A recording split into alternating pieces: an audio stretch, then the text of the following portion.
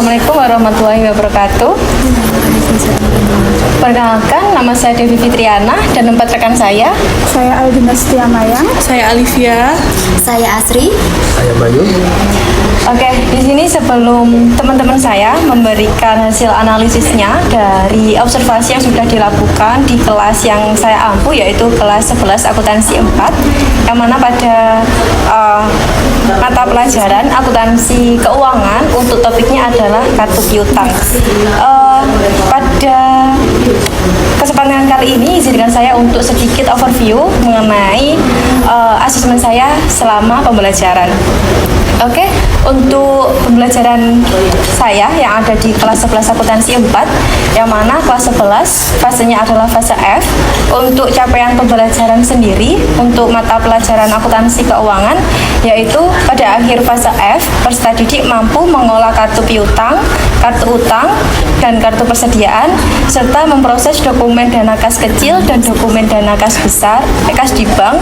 Peserta didik dapat mengolah kartu aktiva tetap, menyajikan laporan harga pokok produk, menerapkan pencatatan utang wesel jangka panjang, menerapkan pencatatan penerbitan utang obligasi, serta menganalisis berbagai jenis modal perusahaan, baik perbedaan modal perorangan, firma, PT, CV, dan juga koperasi. Untuk tujuan pembelajaran pada topik kartu piutang ini, saya ada 5 poin. Yang pertama, setelah ditampilkan tayangan presentasi dan diskusi, peserta didik mampu menguraikan konsep kartu piutang dan fungsinya dalam perusahaan dengan benar. Untuk selanjutnya, untuk tujuan pembelajaran nomor 2, setelah diselesaikan penugasan dan diskusi, peserta didik pertama mampu menganalisis transaksi yang mempengaruhi mutasi piutang dengan tepat, mampu mengolah kartu piutang dengan tepat, mampu melakukan konfirmasi saldo piutang kepada customer dengan tepat, dan terakhir adalah mampu menyusun laporan piutang dengan tepat. Untuk jenis asesmen yang saya gunakan adalah asesmen formatif, di mana untuk bentuknya sendiri,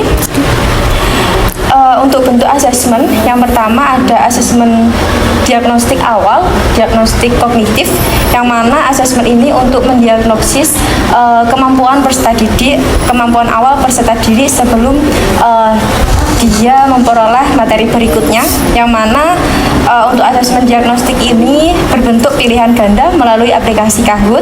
Yang kedua adalah asesmen sikap melalui observasi selama proses pembelajaran.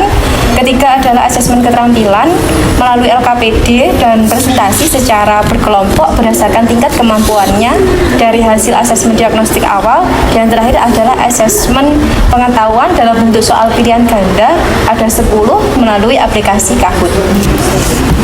Baik, pada kesempatan kali ini teman-teman saya sudah melakukan observasi di kelas yang saya ajar kemarin terkait dengan asesmen yang sudah saya lakukan. Menurut teman-teman dari hasil observasinya, bagian mana dari asesmen yang sudah saya lakukan di kelas 11 akuntansi 4 yang menunjukkan kesesuaian dengan tahapan perkembangan peserta didik yang ada di kelas? Oke, baik. Izin menjawab. Tapi sebelumnya saya ingin memberikan sedikit penjelasan terkait asesmen yang menunjukkan kesesuaian dengan tahapan perkembangan peserta didik. Itu merupakan asesmen yang dirancang sesuai dengan tingkat kemampuan, kebutuhan, dan karakteristik perkembangan peserta didik di setiap tahap usia atau tingkat pendidikan. Lalu berdasarkan asesmen yang telah dirancang dan diterapkan sebelumnya, dapat saya identifikasi bahwa asesmen yang menunjukkan kesesuaian dengan tahapan perkembangan peserta didik dapat dilihat pada yang pertama di asesmen diagnostik awal dalam bentuk pilihan ganda yang disajikan dengan media Kahoot. Dapat dilihat dalam slide berikut. Mengapa asesmen ini menurut saya sesuai dengan tahapan perkembangan peserta didik? Karena penggunaan Kahoot ini sebagai media asesmen bagi saya telah sesuai dengan kebutuhan dan gaya belajar peserta didik di abad ke-21. Kalau bicara soal anak SMK, mereka tuh cenderung lebih aktif dan tentunya tidak jauh dari teknologi. Dengan format yang interaktif dan berbasis permainan, Kahoot bikin suasana belajar jadi seru dan tidak membosankan. Lalu yang kedua, ada pada asesmen keterampilan dengan LKPD dan presentasi kelompok. Menurut saya, asesmen keterampilan yang dibuat menjadi 3 LKPD berbeda sesuai dengan tingkatannya. Ada yang mahir, berkembang, dan awal berkembang. menurut saya telah menganut asesmen dengan mempertimbangkan tahapan perkembangan peserta didik. Ditambah lagi dalam asesmen ini terdapat metode diskusi dan presentasi yang menurut saya sangat cocok untuk peserta didik. Karena di usia remaja seperti anak-anak SMK, mereka lagi ada di fase di mana kemampuan berpikir kritis, berbicara, dan berinteraksi sosialnya sedang berkembang pesat. Dengan diskusi, mereka belajar menyampaikan pendapat, mendengar sudut pandang orang lain, dan menyusun argumen secara logis. Sementara itu, presentasi melatih mereka untuk percaya diri, berbicara di depan orang banyak, mengorganisasi ide, dan menyampaikan informasi dengan jelas. Lalu yang ketiga ada pada asesmen pengetahuan dengan pilihan ganda di Kahoot. Sama seperti asesmen diagnostik awal, penggunaan Kahoot di asesmen pengetahuan ini telah sesuai dengan minat peserta didik terhadap teknologi dan permainan yang interaktif. Metode ini memungkinkan mereka mengetahui hasilnya secara langsung dan mereka juga merasa lebih termotivasi. Mengapa? Karena penerapan Kahoot membuat proses belajar lebih menyenangkan serta dapat memberikan umpan balik tentang seberapa baik pemahaman mereka terhadap materi yang telah dipelajari. Untuk penilaiannya dapat dilihat pada slide berikut. Oke, terima kasih teman-teman yang sudah memberikan masukan dari asesmen yang sudah saya lakukan, utamanya terkait dengan menyesuaikan perkembangan dari peserta didik. Untuk selanjutnya, izin saya bertanya, dari hasil observasi teman-teman, apakah di observasi yang sudah saya lakukan itu sudah menunjukkan kesesuaian dengan perlunya mempertimbangkan aspek lingkungan budaya dan karakteristik dari peserta didik itu sendiri? Oke, baik Mbak Devi. Jadi dari observasi kemarin, sebenarnya Mbak Devi ini dalam melakukan assessment ini sudah menunjukkan kesesuaian adanya itu mempertimbangkan aspek lingkungan budaya dan karakteristik peserta didik. Semua bentuk assessment yang digunakan dari Mbak Devi ini sudah mempertimbangkan itu. Nah, yang pertama itu ada asesmen keterampilan. Asesmen keterampilan yang dinilai melalui LKPD ya Mbak Devi, LKPD dan presentasi kelompok. Nah, dengan melibatkan kerja kelompok dan presentasi, ini menunjukkan bahwa guru ini sudah memperhatikan budaya lokal peserta didik. Yang umumnya kita ini hidup di masyarakat desa, di lingkungan kabupaten gitu ya Mbak. Ini masih mengutamakan kebersamaan, kemudian gotong royong dan kerjasama. Nah, dalam bekerja dalam kelompok ini, peserta didik itu belajar untuk saling menghargai dan berkolaborasi dengan temannya. Hal ini tuh juga mencerminkan nilai-nilai sosial yang mungkin sudah mereka pelajari di lingkungan masyarakat atau di lingkungan keluarganya, seperti itu Mbak Devi. Terus kemudian asesmen ini juga memberikan ruang bagi peserta didik untuk lebih unggul. Misalnya peserta didik yang unggul dalam bidang komunikasi atau unggul dalam menyiapkan materi presentasi gitu ya. Jadi di sini Mbak Devi itu sudah memberikan fasilitas itu melalui presentasi kelompok, sehingga peserta didik ini bisa berkontribusi sesuai dengan kemampuan yang lebih dari dirinya masing-masing. Terus kemudian untuk asesmen yang lain dari asesmen diagnostik dan asesmen pengetahuan yang dilakukan melalui Kahoot Mbak Devi. Nah, dari asesmen yang dilakukan melalui teknologi ya ini berarti Mbak Devi sudah mempertimbangkan tahap perkembangan peserta didik di era sekarang, di mana mereka ini lebih terbiasa menggunakan teknologi dalam kehidupan sehari-hari. Nah, di sini Mbak Devi juga sudah mempertimbangkan hal tersebut, dimasukkan dalam asesmen. Nah, asesmen ini juga nanti dapat menciptakan suasana belajarnya lebih santai, kemudian membantu peserta didik dari berbagai latar belakang budaya, itu mereka merasa lebih nyaman dalam mengikuti asesmen karena asesmennya ya berkaitan dengan kehidupan sehari-harinya dia. Oke, terus kemudian berkaitan dengan penilaian sikap Mbak Devi. Nah, penilaian sikap di sini Mbak Devi juga sudah mempertimbangkan latar belakang budaya yang ada di lingkungan sosial peserta didik, di lingkungan masyarakat maupun di lingkungan keluarga. Otomatis ketika Mbak Devi melihat sikap peserta didik dengan mempertimbangkan lingkungan tersebut, nantinya asesmen tersebut bisa secara maksimal seperti itu. Oke, terima kasih atas insight-nya.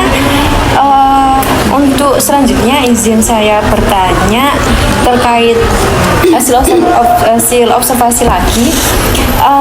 Apakah dari observasi yang saya lakukan kemarin itu sudah menunjukkan kesesuaian dengan kemampuan peserta didik, teman-teman? Ya, izin menjawab ya Mbak Titi. Oke. Dimana sudah menunjukkan kesesuaian dengan kemampuan peserta didik. Dilihat dari asesmen keterampilan melalui LKPD tadi dan presentasi kelompok itu dibagi dulu berdasarkan tingkat kemampuan. Jadi tingkat kemampuannya di sini ada 3, yaitu tingkat mahir, berkembang, dan awal berkembang. Di sini guru itu memastikan bahwa tugas yang diberikan itu sesuai dengan tingkat pemahaman dan keterampilan masing-masing. Kenapa ini dilakukan? Dan ini memungkinkan setiap kelompok bekerja dalam lingkungan yang mendukung kemampuan mereka sendiri-sendiri, sehingga peserta didik yang berada di tahap awal dapat belajar dengan tantangan yang sesuai, sementara kelompok mahir dapat diberi tugas yang lebih menantang.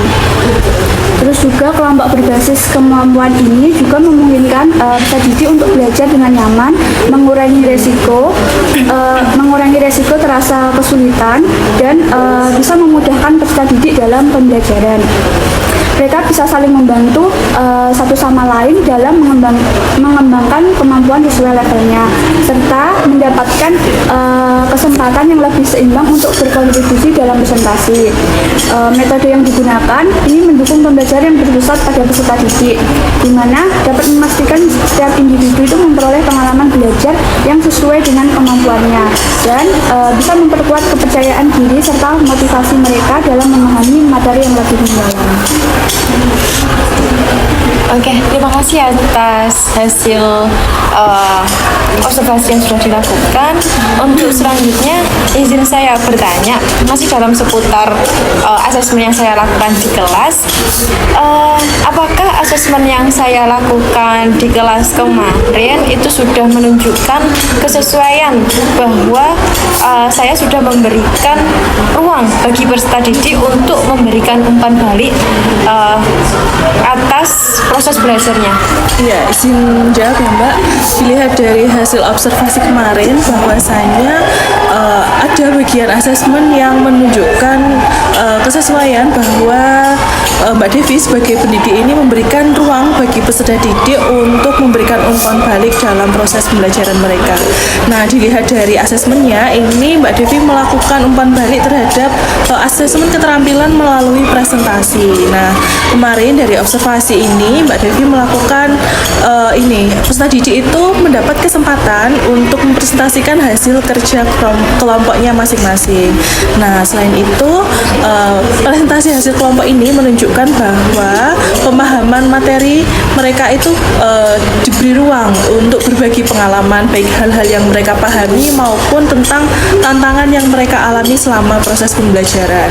Nah, saat melakukan umpan balik, Mbak Devi ini dan teman-teman lain memberikan masukan, saling sharing pengalaman seperti itu.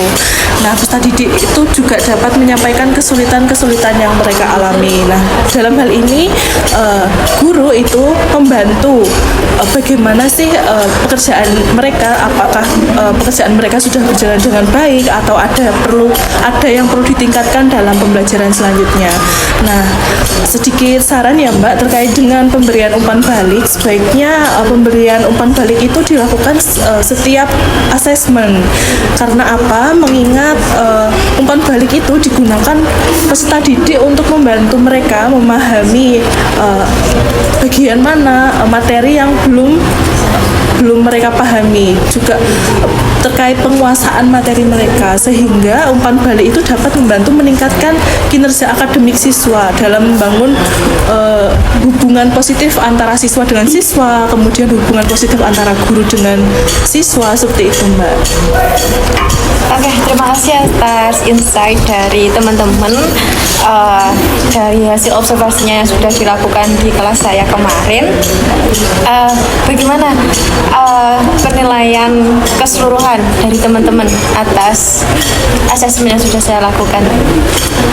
Saya ingin ini ya Mbak, tadi secara keseluruhan asesmennya sudah ini ya Mbak, sudah baik, kemudian asesmen yang dilakukan juga sudah berpusat kepada peserta didik, kemudian juga sudah menerapkan teknologi ya, kemudian sudah mempertimbangkan juga karakteristik budaya dan lingkungan, kemudian sudah mempertimbangkan juga kemampuan peserta didik.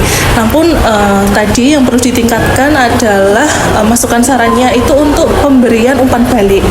Sebaiknya dilakukan ini Mbak, semua asesmen itu dilakukan umpan balik seperti itu. Oke, baik. Terima kasih atas penilaiannya teman-teman.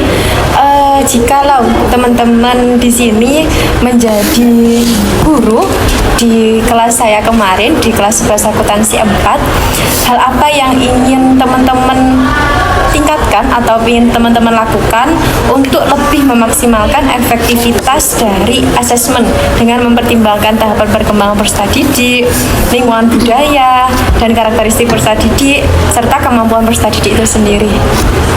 Mungkin bisa dijelaskan? Kalau dari saya pribadi ya Mbak, mungkin hampir sama keseluruhannya seperti Mbak Devi.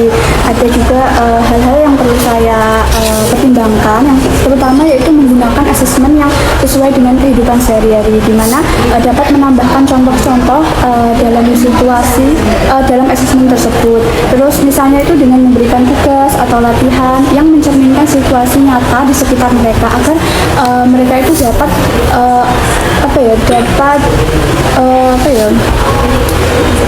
Lebih mudah mengerti ya Mbak mungkin ya. Lebih mudah mengerti, terus dapat pemahaman yang bermakna dari materi tersebut. Oke, terus kemudian saya juga ada masukan nih Mbak Devi. Jadi tadi kan Mbak Devi itu menggunakan media Kahoot ya. Nah, sesuai dengan karakteristiknya peserta didik remaja itu kan gampang bosan ya Mbak Devi. Jadi nantinya di asesmen berikutnya saya mungkin nanti akan melakukan variasi media dari asesmen itu. Bisa menggunakan Quizzes atau Padlet atau Wordwall. Nah, itu tujuannya ya itu tadi agar peserta didik itu tidak mudah bosan seperti itu Mbak Devi. Oke, terima kasih.